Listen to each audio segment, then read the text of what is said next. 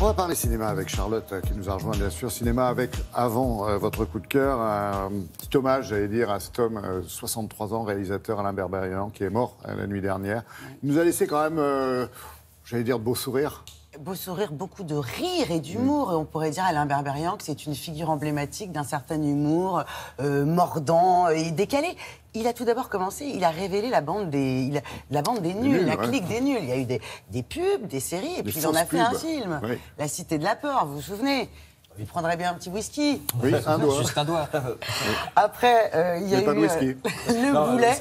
Le Boulet, c'était très drôle. Le Boulet, avec Benoît Poelvoorde et Gérard Lanvin, c'est cette comédie qui a révélé Benoît Poelvoorde au grand public. Et puis, il y a eu L'Enquête Corse, d'après la BD de Pétillon, avec Christian Clavier, Jean Reno. Mèche longue ou La mèche courte? Corse, c'est sanglier.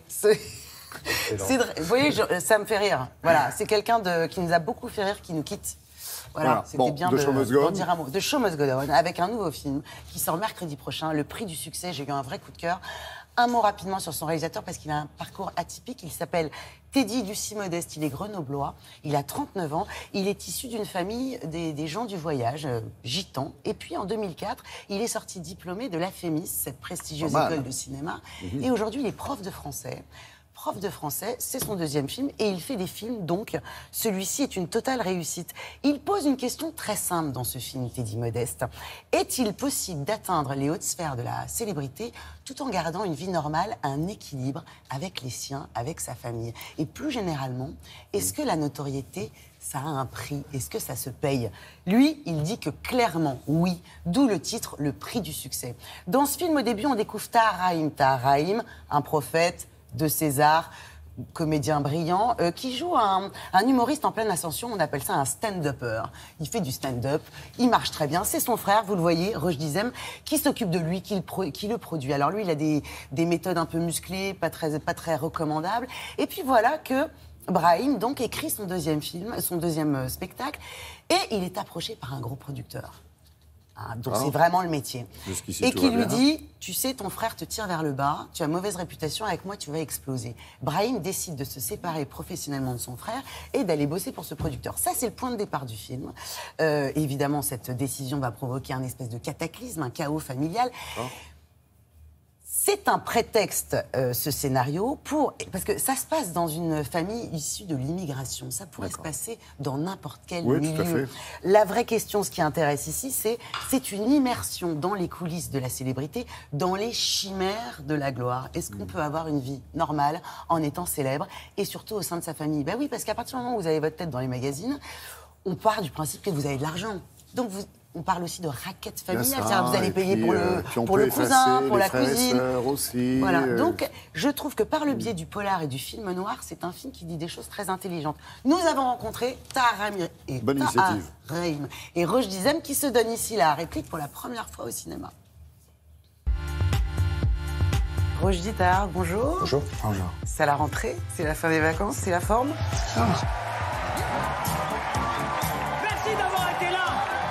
Cette aventure pendant ces 10 années. Est-ce que la notoriété, ça se paye? Est-ce que ce fameux prix à payer, vous l'avez connu à un moment de vos parcours? S'il y avait un prix du succès à payer dans mon cas, c'est que ça mange beaucoup de temps. Ouais. On passe moins avec les gens qu'on aime. Et la famille en ça, elle est intéressante.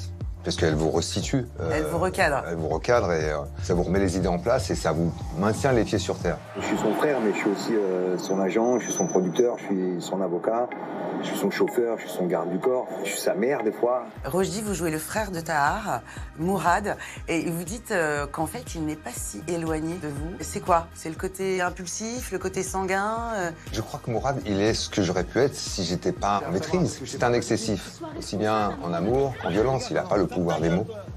Ce que je n'avais pas, moi aussi, étant plus jeune. Je ne savais pas me défendre avec la langue française. Et je me dis, j'aurais pu être lui. J'aimerais faire venir une personne sur scène. Quelqu'un qui compte beaucoup pour moi, qui me donne confiance, qui me met aussi des gros coups de pression des fois. Linda. C'est la première fois tous les deux, hein? Première fois, ouais. Ça va, ça s'est passé tranquillement? Non, mais jouer le rôle du grand frère, finalement, ça s'est fait assez naturellement pour moi, en tout cas, parce que... Il y a quoi? Il y a une génération d'écart? Il y a une génération d'écart. Donc c'est un très grand frère. Je voudrais quand même qu'on trouve une place pour mon frère. Toi, t'en as envie? Parce que la famille, ça inhibe. Et un jour ou l'autre, ça crée des problèmes. Tahar, vous jouez un personnage lumineux, très joyeux même. On n'est pas complètement habitué à vous voir dans ce registre-là. Ça vous a plu? C'est une envie que j'avais depuis très longtemps. La possibilité de pouvoir m'exprimer autrement, comme je peux être, en tout cas en partie dans la vie, d'être assez ouvert, en balancer des fleurs pas lumineux, mais en tout cas plus avenant. Qu'est-ce que vous avez découvert sur cette discipline qu'est le stand-up? Comme c'est de la vanne, et comme tout le monde vanne dans la vie, on a l'impression que c'est aussi simple que ça. Quand j'ai commencé un peu à travailler avec eux et à m'immerger, j'ai réalisé à quel point c'était difficile et en fait, c'est carrément une science. Est-ce que vous arrivez à avoir un joli regard, un regard bienveillant sur ce que vous faites? Moi, j'ai un regard uniquement professionnel sur mon travail. Voir ce que je pourrais améliorer par la suite, vers quoi je peux aussi creuser davantage, c'est la continuité d'un travail. Tahar, vous travaillez en vous regardant? Non, parce que sinon on n'est pas dans un lâcher-prise. C'est d'abord ce qu'on a envie de voir à l'image, mais c'est ce qu'on recherche nous aussi égoïstement. C'est de pouvoir, à un moment donné, se perdre dans un personnage. Moi, je fais les choses bien. Lui, nique ma vie. Mais oublie pas que si t'as réussi, c'est grâce à moi. Oublie pas ça. Qu'est-ce qui vous reste du film, Rochdy? Une belle rencontre. Pour parler de Teddy. Il y a quelque chose de profond dans son histoire qu'il a besoin de raconter. C'est le genre de metteur en scène avec lequel j'ai envie de travailler aujourd'hui. Tahar. Quand il y a de l'humain comme ça, qui est aussi bon chaque jour, ça fait du bien. Donc envie d'y retourner, nouvelle franchise, le prix du succès 2. Merci les garçons, merci. Ouais, Rochdy Zem, important dans la distribution. Hein, mais oui, parce que Rochdy Zem, on le connaît comme acteur. Faut pas oublier qu'il est réalisateur aussi. Il a réalisé 4 films. Le dernier, c'était Chocolat, avec Omar Sy. Et là, il est en train de réfléchir à sa prochaine réalisation. Il y a aussi Maïwenn. Maïwenn, pour qui j'ai une affection toute particulière, parce qu'elle est à la fois fragile et forte. Non, mais elle a beaucoup de talent. Oui, voilà, elle joue la petite amie de Brahim. C'est un film fort qui sort mercredi prochain, que vous irez voir, Laurent, évidemment.